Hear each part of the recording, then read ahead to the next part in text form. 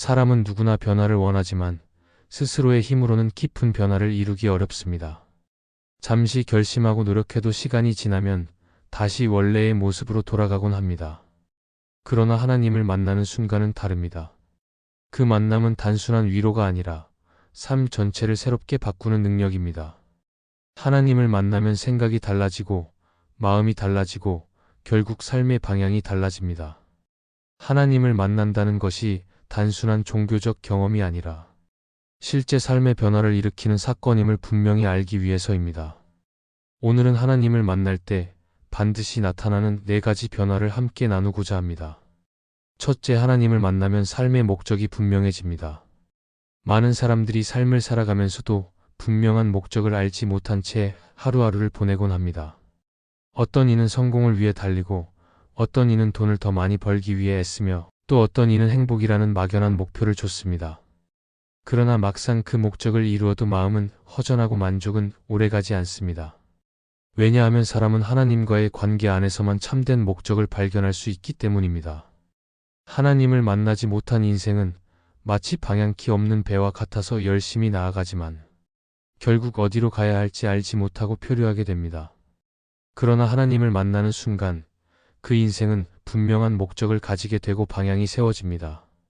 성경 속 사도 바울의 삶은 이 변화를 잘 보여줍니다. 그는 본래 율법에 누구보다 열심히 있었고 스스로 옳다고 여기는 길을 걸었습니다. 그러나 다메섹 도상에서 부활하신 예수님을 만난 순간 그의 삶은 완전히 바뀌었습니다. 이전에는 그리스도를 믿는 사람들을 핍박했지만 이후에는 오히려 그리스도의 복음을 전하는 사도가 되었습니다. 바울은 하나님을 만나기 전까지는 자신의 열심이 삶의 목적이라고 여겼지만 주님을 만난 후에는 오직 복음을 전하고 하나님께 영광 돌리는 것이 삶의 목적임을 깨닫게 되었습니다. 이처럼 하나님과의 만남은 삶의 중심을 바꾸고 목적을 새롭게 하십니다. 우리의 삶도 다르지 않습니다. 하나님을 만나기 전에는 세상적인 가치와 기준을 따라 살기 쉽습니다. 성취와 소유가 목적이 되고 남들보다 앞서야 한다는 마음이 삶을 이끌어갑니다. 그러나 하나님을 만나면 그것들이 더 이상 절대적인 목적이 되지 않습니다.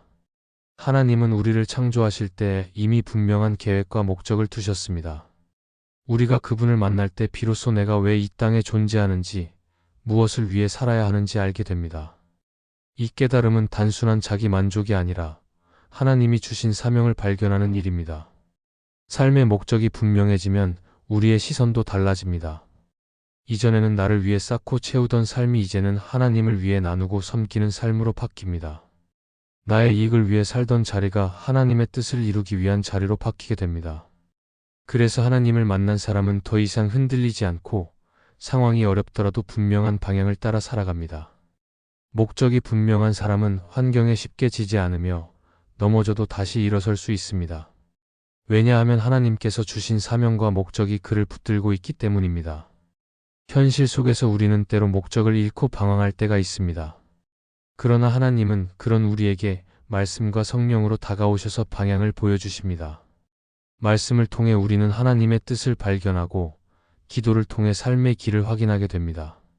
하나님과의 만남은 이처럼 혼란 속에서도 우리를 붙들어 주시며 흔들리지 않는 삶의 이유를 주십니다. 결국 하나님을 만나면 삶의 목적은 더 이상 나 중심이 아니라 하나님 중심이 됩니다. 내가 원하는 것을 이루는 것이 목적이 아니라 하나님이 원하시는 뜻을 이루는 것이 목적이 됩니다. 이 목적을 붙든 사람은 세상이 흔들어도 무너지지 않고 오히려 더 강하게 살아갈 수 있습니다. 그러므로 우리는 날마다 하나님을 깊이 만나야 합니다. 그 만남을 통해 삶의 목적이 분명해지고 하나님이 기뻐하시는 방향으로 우리의 인생이 세워질 것입니다. 둘째, 하나님을 만나면 무너진 관계가 다시 세워집니다. 사람이 살아가면서 가장 크게 아파하는 부분 중 하나는 관계의 깨어짐입니다. 가정 안에서 부모와 자녀 사이가 멀어지고 형제 사이에 오해가 생기며 부부가 다투기도 합니다. 사회에서도 친구와의 다툼이나 직장에서의 갈등은 우리의 마음을 무겁게 하고 삶의 즐거움을 빼앗습니다. 관계가 무너질 때 사람은 외로움을 깊게 느끼며 때로는 자신이 버려졌다는 생각까지 하게 됩니다. 그러나 하나님을 만나면 이러한 무너진 관계가 회복되는 역사가 일어납니다. 하나님은 사랑의 근원이시고 화해의 주인이시기 때문에 그분을 만나는 순간부터 깨어진 관계가 다시 세워질 수 있는 길이 열립니다.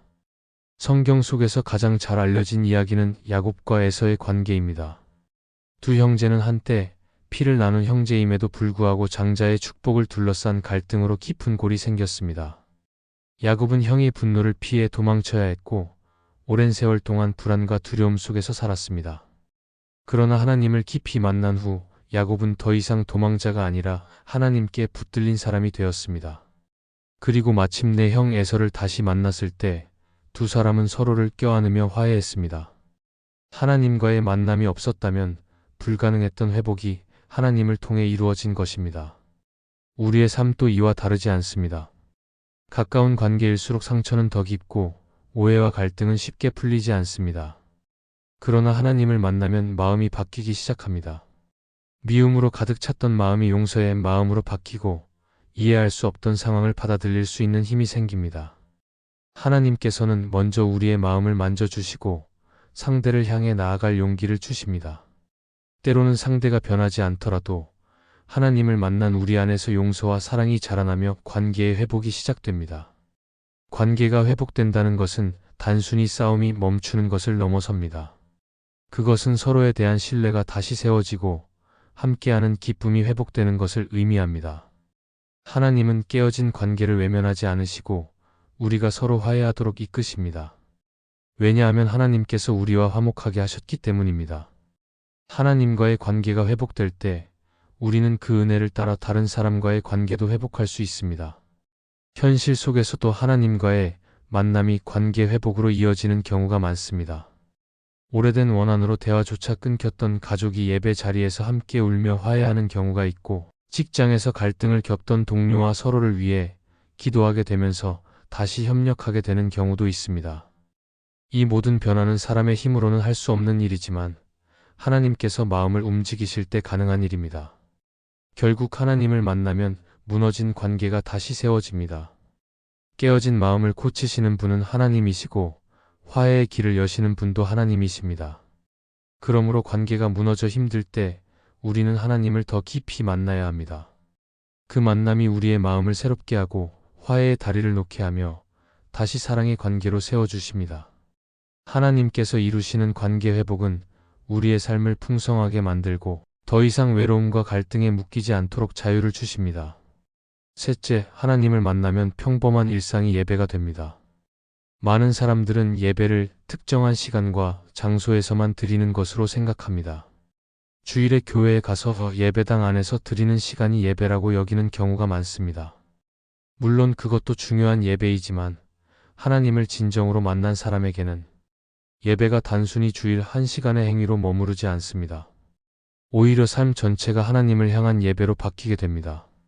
그 이유는 하나님을 만나는 순간 내 인생이 내 것이 아니라 하나님의 것임을 깨닫기 때문입니다. 그러면 평범하게 보이는 일상의 모든 순간도 하나님께 드려지는 예배가 됩니다. 사도 바울은 로마서에서 너희 몸을 하나님이 기뻐하시는 거룩한 산 제물로 드리라. 이는 너희의 영적 예배니라라고 말했습니다. 이는 단순히 교회 안에서 드리는 예배만을 뜻하지 않습니다. 우리의 삶 전체, 곧 가정에서의 태도, 직장에서의 일, 이웃과의 관계 속에서도 하나님을 의식하며 살아가는 모든 순간이 예배가 된다는 의미입니다.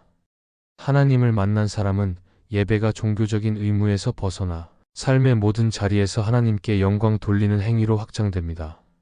현실 속에서 우리는 흔히 일상을 대수롭지 않게 여기곤 합니다. 매일 반복되는 가사 노동이나 직장에서의 업무, 학교에서의 공부가 단순히 삶을 유지하기 위한 것이라고만 생각하기 쉽습니다. 그러나 하나님을 만난 사람은 그 모든 평범한 순간이 하나님의 뜻을 이루는 기회임을 알게 됩니다. 음식을 준비하는 일도 가족을 향한 사랑으로 드려질 때 예배가 되고, 직장에서 맡겨진 작은 일도 정직과 성실함으로 감당할 때 하나님께 올려지는 제사가 됩니다. 심지어 누군가를 향해 건네는 따뜻한 말 한마디도 예배의 향기가 될 수 있습니다. 예배가 일상으로 확장될 때 우리의 삶은 전혀 다른 의미를 갖게 됩니다. 더 이상 지루하거나 반복되는 시간으로 보이지 않고 하나님과 함께하는 순간으로 채워집니다. 출근길에 올리는 짧은 기도, 집안일을 하면서 흘리는 감사의 고백, 어려운 상황에서 불평 대신 인내를 선택하는 태도가 모두 예배가 됩니다. 이처럼 하나님은 우리의 일상을 거룩하게 바꾸어 주시며 그 안에서 예배자로 살아가도록 이끄십니다. 또한 평범한 일상이 예배로 바뀔 때 우리는 자유를 경험합니다. 과거에는 특별한 시간에만 하나님을 만나야 한다는 부담이 있었지만 이제는 하루의 모든 순간이 하나님을 만나는 시간이 됩니다. 하나님은 교회 안에만 계신 분이 아니라 우리의 가정과 직장과 학교에도 함께 하시는 분이시기 때문에 그분을 만난 사람은 일상 속에서 늘 하나님과 동행할 수 있습니다.